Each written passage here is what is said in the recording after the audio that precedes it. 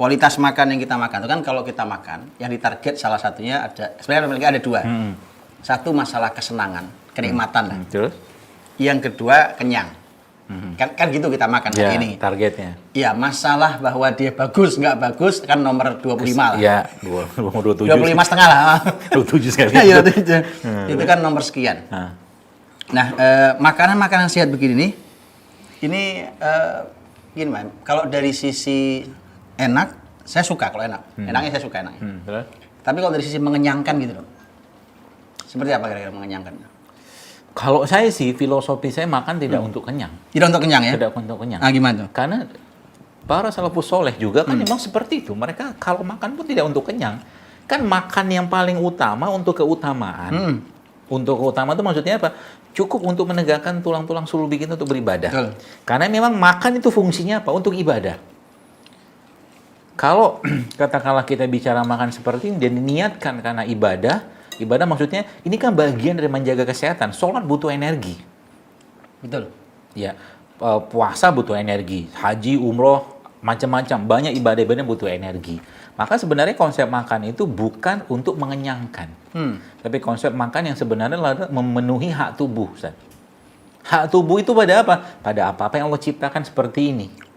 Ini kan tempe sehat, ada jahe, ada cabai, ada jeruk nipis, ada daun bawang, daun seledri, segala macam sehat. Tapi berlebihan bermasalah. Maka patokannya pertama wajib halal kan, yang kedua dia wajib toyib, itu toyib sekali insya Allah. Yang ketiga itu toyib halal, tapi kalau dimakannya katakanlah satu piring seperti ini, berlebihan, atau satu wajan seperti itu berlebihan. Nah gitu. Jadi makan tuh untuk memberi hak tubuh. Kalau makan sudah memberi hak tubuh, maka kita atur makannya. Jangan makan sampai kenyang. Itu kuncinya. Kalau makan nggak sampai kenyang, otomatis apa? Nah, kembali ke pembahasan, tangki cadangannya akan, kalau bahasa orang Melayu itu bila-bila masa dia pakai. Iya. Bila-bila masa dia pakai. Jadi karena akhirnya nggak ada bahan bakar yang masuk, itu Masya Allah. Reserve tank yang dipakai, tangki cadangan. Itu luar biasa. Saya nanya kenyang jadi ingat itu dok. Ini kalimatnya Ummul Mukminin Aisyah radhiyallahu anha tentang kenyang. Memang agak unik sih kalimatnya. Ini disampaikan oleh Imam Al-Mundhiri dalam kitab At-Targhib wa Tarhib. Targhib wa Tarhib, kitab Imam Al-Mundhiri. Saya bacakan kalimatnya Aisyah radhiyallahu anha. Kata beliau, awwalu bala. Nah, bala pertama hadatsa fi hadhil ummah ba'da nabiyha. Masya Allah. Jadi balak pertama yang terjadi, jadi musibah pertama yang terjadi pada umat ini setelah Nabi tiada adalah apa dok? Asyaba, kenyang. La ilaha illallah. Gitu ya? Itu jadi fitnah luar biasa dan itu. Jadi ternyata musibah pertama umat ini setelah Nabi tiada itu adalah kenyang. Fa innal qauma lamma syabi'at butunuhum saminat abdanuhum fa dha'ufat qulubuhum wa jamahat syahawatuhum.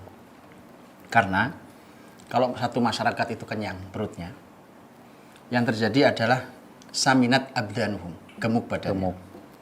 Kalau sudah dari tadi kita bahas gemuk terus ya. Semoga jadi, yang gemuk ini mulai tersinggung. Mohon maaf sebesar-besarnya ini kan. Iya, ini kita mohon maaf karena sengaja nyinggung. Iya, Masya Allah. Semoga sadar. Ya, kalau nggak sengaja nggak usah minta maaf ya.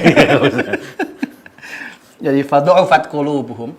Kalau udah gemuk, maka lemah hati mereka. Masya Allah. Kemudian wajah mahat syahawatu. Kalau udah lemah, kendalinya kan di panglimanya kan hati. Kalau sudah lemah panglimanya, maka syahwatnya itu tidak terkendali. Syahwat ya? Nah itu gimana dok? Begitu itu kalimat Ummul Mukminin Aisyah radhiyallahu anha. Ya udah bener lah itu. Gitu Mau ya? dibahas apa lagi? Kenyang tuh ya? Kenyang Ustaz. Dan salah satu, ya kalau kenyang terus menerus apa yang terjadi? Gemuk ya? Gemuk lah. Tangki penuh, tangki utama penuh, tangki cadangan penuh. Makanya tadi dok ya. Tapi kadang-kadang saya sedih Ustaz. Saya tuh kadang-kadang banyak cerita bagi-bagian tuh, habis saya ngasih kajian gitu ya, atau ini, tetap aja mereka makan kayak begitu Ustaz. Nggak berubah. Emang saya bilang ini untuk jihad urusan makan aja kita susah minta ampun, jangan suruh perang. Saya bilang gitu Ustaz sama mereka Ustaz. Iya sih. Tabuk-tabukin sekalian Ustaz. Ada gini. Gemes ya Ustaz. Saya bantuin nabok. Nggak, karena gini sebenarnya kan kita nih ngaji tentang apapun ya. Umpamanya gini contoh. Kitab yang bicara tentang Tazkiyatun Nafs, Dok. Itu kitab yang sangat fenomenal, adalah kitab Imam Al-Ghazali kan. Betul. Oh, itu Imam Al-Ghazali Ustaz ya? Yang bukan. mana? Yang Tazkiyatun Nafs Imam Al-Ghazali ya? Yang apa? Tazkiyatun Nafs. Bukan. Maksud saya seluruh kitab-kitab Tazkiyatun Nafs hari ini itu mesti akan mengacu pada kitab besar Imam Ghazali, Ihya Ulumuddin. Ihya Ulumuddin, Kan berikutnya ke sini itu ulama di kitab itu Masya Allah diolah, ditakhrij, diringkas, macam-macam lah gitu, macam-macam lah pokoknya sampai hari ini. Ya. Dan di kitab Ihya itu juga disampaikan bahwanya tentang kasrus syahwatain. Kasrus syahwatain. Jadi bagaimana menghancurkan dua syahwat. Apa itu dua syahwat? Perut tadi salah satunya. Syahwat yang kedua? Lisan. Oh, lisan. Banyak bicara sama banyak makan.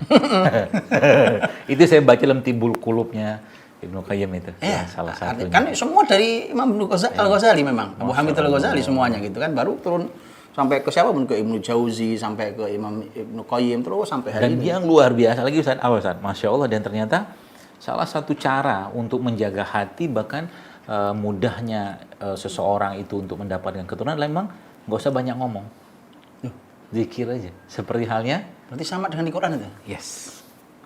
Itu luar biasa. Kenapa? Apa hubungan itu? Hubungannya gini Ustaz. Contoh ya, Ustaz ketemu dengan teman atau kita ketemu sama teman lah. Tiba-tiba teman tuh cerita yang mungkin hal-hal yang mungkin korupsi lah, bencana alam lah, ngomongin orang segala macam. Dan tiba-tiba kita tanpa sengaja gitu kan nimpali itu. Artinya apa? Omongan dia itu ada hormonnya. Wah, ini kalau yang ini kayaknya kita tunda, Dok. Karena pembahasannya menarik kalau ini.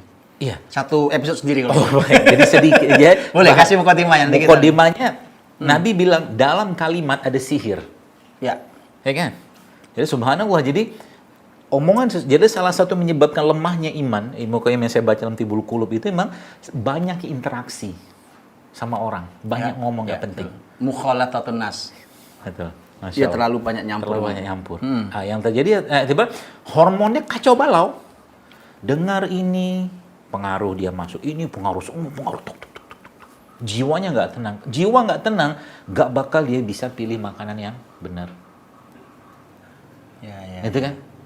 Makanya saya bilang, nggak heran saya katakan mungkin ada teman-teman yang sudah banyak cerita. Memang saya sih tidak itu karena namanya hidayah itu mahal, Ustaz. Oh iya. Hidayah itu mahal. Paling mahal. Saya pernah ngomong sama seorang ibu, Ustaz. Dia Masya Allah tuh dia kakinya sakit. Ini cerita nyata lah. Bilang, Bu, saya bilang coba kurangi makan nasi putihnya. Saya bilang insya Allah gitu kata dia, Ustaz. Baiklah, saya bilang saya tunggu. Setahun baru berubah, Ustaz. Dia baru nyetop dia nasi putih itu setahun kemudian dia baru dia ngomong selama itu kaki sakit datang lagi dokter suntik makan obat serahlah itu urusan dia, tapi saya bilang baru dia ngomong setahun lagi, dok ternyata benar ketika saya ngurangin nasi itu peradangan saya itu kurangin drastis luar biasa setahun. Jadi nggak heran kalau saya bikin kajian gitu kan, misalkan ada saya bilang kurangi makan segala macam ini segala macam, pada makan lagi emang butuh effort. Hidup sehat itu kayak bangun malam. Kayak bangun tahajud. Bangun tahajud itu susah, tapi kalau nggak dipaksa sampai mati juga nggak bakal tahajud. Gitu, Ustaz.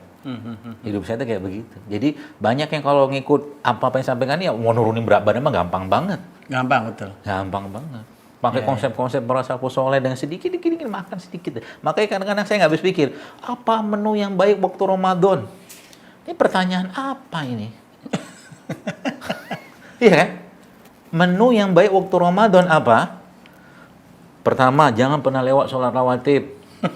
Sholat wajib tepat waktu. Puasa yang benar. Puasa yang benar. Makan rutop, makan tamar atau minum air putih. Ngaji yang banyak, sholat sunnah yang banyak. Itu menunya. Bukan buka pakai apa, buka bersama siapa. Iya. Inilah penyakit. Jadi betul, tadi kalau gitu kalimat Ummul Mukminin Aisyah tadi itu benar. Berarti menarik itu karena akhirnya memang musibah di umat ini itu umat ini ketika sudah terlalu kenyang dan kekenyangan kan lihat efeknya ya, efeknya adalah orang itu makan dengan cara yang aneh hari ini, bukan cuma menikmati ya, menurut saya cara makannya aneh. Saya jadi teringat ayat. Kenapa saya bilang aneh itu karena gimana ya cara memahaminya, Dok? Mungkin bisa jelaskan. Aneh gini, Ustaz. Mungkin ada gimana? orang sekarang cuma sekedar pengen makan steak gitu kan, naik apa tuh Itu maksud saya. Itu aneh. Pernah saya lihat di berita gitu kan, dia diangkat pakai apa tuh? Subhanallah. Innalillahi jatuh. Mati semua. Ya Allah. Hanya sekedar untuk memuaskan hawa nafsu makan coba. La haula wala quwata illa billah. Begitulah penyakit. Penyakit itu. Jelas kalau itu jelas. Wih, subhanallah saya katakan. Cuma sekedar untuk makan, doi, kelip setinggi-tinggi alam. Untuk merasakan angin sepoi-sepoi, la ilaha illallah. Keluar juga sama bahasa saya gitu kan.